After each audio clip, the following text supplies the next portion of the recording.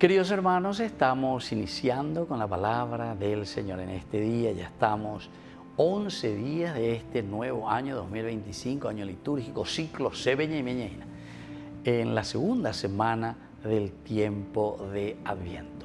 Hoy la palabra de Dios viene a nuestro encuentro a través del profeta Isaías, que nos acompaña con el capítulo 40, versículo 25 al 31. Dice el santo: ¿a quién me van a asemejar para que yo me iguale a él?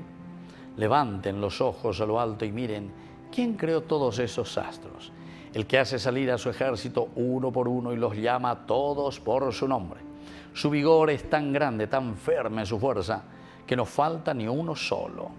¿Por qué dices, Jacob, y lo repites tú, Israel? Al Señor se le oculta mi camino y mi derecho pasa desapercibido a mi Dios. ¿No lo sabes acaso? ¿Nunca lo has escuchado? El Señor es un Dios eterno. Él crea los confines de la tierra. No se fatiga ni se agota, su inteligencia es inescrutable. Él fortalece al que está fatigado y acrecienta las fuerzas del que no tiene vigor. Y así continúa, queridos hermanos. Capítulo 40 es el himno del consuelo, de la fortaleza. Dale, fuerza será.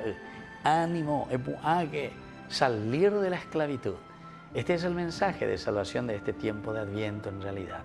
El Señor que nace, o mejor dicho, Dios que se encarna. O lleva, o guatajanguaya ñanendia, ñamonga guatajina, ñande sociedad, ñande atiguazú, apeya yajata ese. Ñajenduta peñe, apeya bella guatata, ya pota pei por amía, oye, ñande. Y por eso dice: al Señor jamás, jamás entonces se le oculta nada, queridos hermanos, porque el Señor lo sabe todo y porque sabe de nuestra debilidad, nos pasa la mano y nos dice: dale, será. Habíamos bastante de la se puede que tu amor se la reñe por un dete y juicio, reñe por un reguatá, porque rey cuamarina la se agüeruaje cuauame ende, para que vos mismo, con conciencia, con firmeza, puedas construir tu misma vida, el reino de Dios.